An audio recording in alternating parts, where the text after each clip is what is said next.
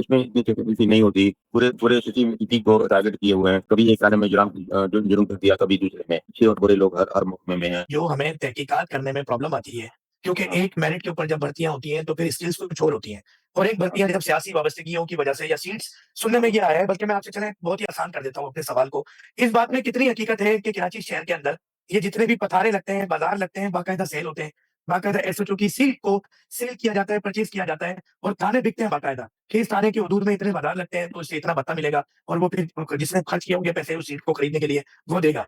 तो जब एक सीट ही इसलिए बिकेगी कि मिसाल के तौर पे हम बात करते हैं इस वक़्त ओल्ड कराची की या न्यू कराची की या सेंट्रल अज़ीज़ाबाद के थाने की, कि यहाँ पे मदनी मस्जिद का बाज़ार एक दिखता है कि इसमें इतने जुमेरात बाज़ार लगता है, कुछ ग्राउंड में पीर बाज़ार, मंगल बाज़ार, बुध बाज़ार, वहाँ से पैसे इकट्ठा होते हैं।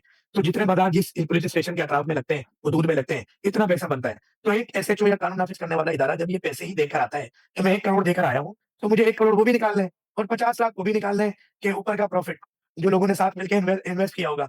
तो अपनी कमाई की फ़िक्र ज़्यादा होगी या ये जो टारगेट किलिंग कानून नाफ़िज़ करने वाले इदारों की करें उस मुल्ज़िम को पकड़ने या उस मास्टरमाइंड को पकड़ने में होगी? मेरा घर के जो हमारे पुलिस स्टेशन है, थाना है, वो तो उसमें इतनी कैपेबिलिटी नहीं होती। वो इतने बड़े क्रिमिनल्स को जो पूरे पूरे सिटी को टारगेट किए हुए हैं। तो कभी एक थाने में जुर्म कर दिया, कभी दूसरे में। उनको पकड़ने की जो है ना इस्तात जो है वो थाने को नहीं होती।